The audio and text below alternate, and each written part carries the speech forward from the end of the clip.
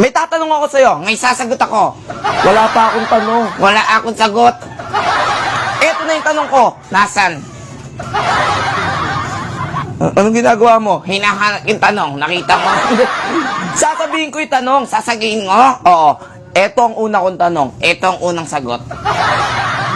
Ano ang pambansang hayop ng Pilipinas? Tatay ko. Hindi!